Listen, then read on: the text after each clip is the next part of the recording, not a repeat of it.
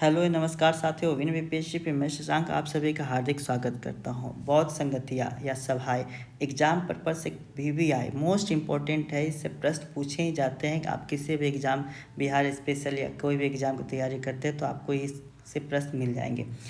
तो बौद्ध संगतियाँ में इसमें हम लोग क्या क्या देखेंगे, तो इसका समय देखेंगे, स्थान देखेंगे, अध्यक्ष, शासनकाल और विशेष इसमें क्या हुए थे इस छोटी सी वीडियो में देखेंगे। स्टार्ट करते हैं प्रथम बौद्ध संगति से। कब हुआ था? 483 ईसा पूर्व में हुआ था। इसका स्थान क्या था? स्थान याद रखेंगे राजगिरी, आज के राजगीर के स्थान जगह पे हुआ था प्रथम बौद्ध संगति। इसके अध्यक्ष महाकश्यप जी थे। किसके शासनकाल में हुआ था ये भी याद रखेंगे, अजातशत्रु के शासनकाल में हुआ था। अजातशत्रु किस वंश से है? जी हाँ दोस्तों, हर्यक वंश से है, इसे याद रखेंगे। और इसमें विशेष क्या हुआ था? तो विनय पिटक, सुत पिटक और विनय पिटक का संकलन होता है। प्रथम बौद्ध संगति 483 ईसा पूर्व में राजगृह में होती है। अध्यक्ष महाकश्यप, शासक अजातशत्रु, सुत पिटक तथा विनय पिटक का संकलन होता है। याद कर ले, प्रश्न पूछे जाते हैं इससे एकदम। द्वितीय बौद्ध संगति की बात करें तो द्वितीय बौद्ध संगति जो हुआ था वो ठीक 100 साल बाद होती है। कब होती है? 483 ईसा पूर्व से 100 साल बाद 383 ईसा पूर्व में द्वितीय बौद्ध संगति होती है। इसका स्थान क्या रहता है? वैशाली। वैशाली की धरती पे होती है द्वितीय बौद्ध संगति और अध्यक्ष सबाकामी थे। सबाकामी, फिर से लिख देता हूँ कन्फ्यूजन न हो। द्वितीय बौद्ध संगति के अध्यक्ष सबाकामी जी थे।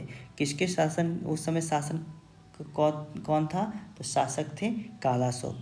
याद कर ले, कालाशोक द्वितीय बौद्ध संगति के समय शासक था। और किस वंश से संबंधित है कालाशोक? शिशुनाग वंश से संबंधित है।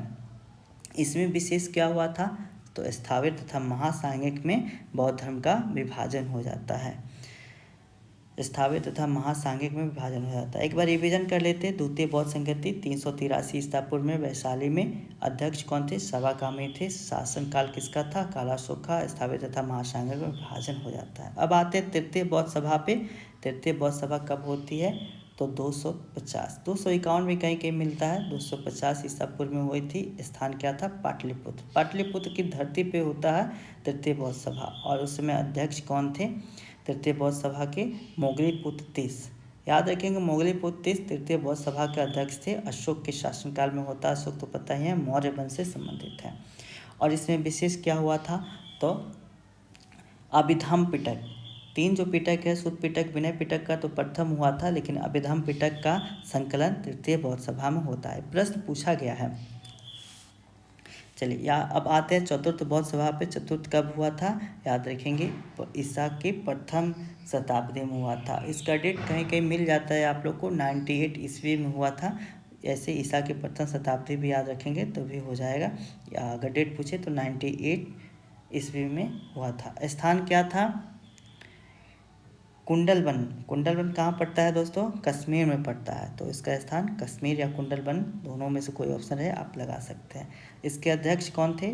तो अध्यक्ष वसुमित्र थे। और वहीं उपाध्यक्ष की बात करें तो उपाध्यक्ष का नाम भी याद रखेंगे, अश्वघोष जी थे उपाध्यक्ष। उस समय शासक कौन था? कनिष्क शासक था। कनिष्क किस वंश से संबंधित है? कुषाण वंश से संबंधित है, ये तो पता ही होगा। और विशेष क्या हुआ था?